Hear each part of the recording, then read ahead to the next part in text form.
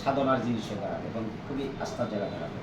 আমিও ওইটা চাচ্ছি যে পেয়ার পদ্ধতি এটা খুবই জানিস, কারণ কি দেখেন এখানে যদি 101 লক্ষ মানুষ ভোটার থাকে, আমি একজন প্রার্থী মনে করেন, আপনি একজন প্রার্থী, তা আমাকে আমি 30,000 ভোট পাইলাম, আপনি 40,000 ভোট পাইলেন, তাহলে আপনি জিতে গেলেন। তাহলে এই যে বাকি যে ভোটগুলো আপনার উপর দেন, তাহলে আপনি পুরো 1 লক্ষ মানুষের শাসন করতেছেন, তা 1 লক্ষ মানুষের শাসন করার অধিকার তো আপনার নেই। তাহলে কি শাসন মানে কি জুলুম করতেছেন, যেটা আমাদের সে পূর্বে দেখা যায়। এই জুলুম থেকে যাতে না হয়, জুলুমের শিকার না হয়, আমাদের এই 54 বছরের ইতিহাসে আমরা দেখছি আসলে জুলুমের এই বেশি। একটু পরিবর্তন আসতেই পারে, আর পরিবর্তনটা তো কোনো ব্যক্তি বা সংগঠনের জন্য নয়, জনগণের জন্য, কি বলেন? এটাই আমি মনে করি। তো হতে পারে পেয়ার পদ্ধতি যেহেতু সবাই চায়, এটা আসলে কি হবে, ধরুন 10টা দল আছে, 10টা দলের ভিত্তিতে সবাই গেল, তার মতটা সে প্রকাশ করার কি পাইল।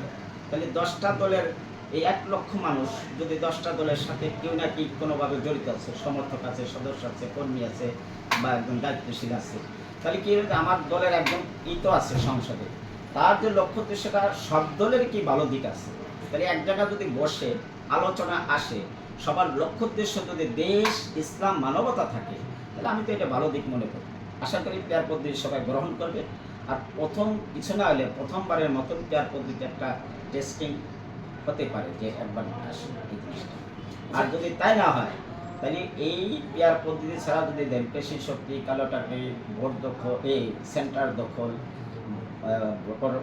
ভোটার বক্স ছিনতাই করা, ব্যালট পেপার ছিনতাই করা, একাধিক ভোট দেওয়া, এই প্রবণতাটা 54 বছর মানুষ দেখে আসছে। জনগণ কিন্তু পেয়ার পদ্ধতি চায়। দুটা দিক লক্ষ্য করে, একটা হলো যে একটা ছোট দল সে কোনোদিন যেতে পারবে না, কিন্তু তার দলের লক্ষ্য উদ্দেশ্য ভালো, সে যদি ওইভাবে একটা সংখ্যানুপাতিকভাবে একটা তার একটা সংসদ দিয়ে যায়, যদি তার দলের থেকে কথা বলতে পারে, আমি তো মনে করি এটা ভালো দিক। আর সে তো কথা বলবে, আপনার উদ্দেশ্য যদি ভালো থাকে অবশ্যই সে ভালো উদ্দেশ্যটা গ্রহণ করবে। আর খারাপ থাকলে খারাপটা তো কোনোভাবেই গ্রহণ করবে না, আর খারাপ চিন্তা নিয়ে তো ওখানে কেউ যাওয়ার সুযোগ পাবে না। তো আমারও কথা এটাই যে পেয়ার পদ্ধতি এটা 19টা দল চাইতেছে আর 6টা দল চাইতেছে না। এইভাবে গণভোটও যদি দেয় তাতেও তো পেয়ার পদ্ধতি আসে। তা প্রথমবারের মতন একবার হলেও এটা টেস্টে আসতে পারে।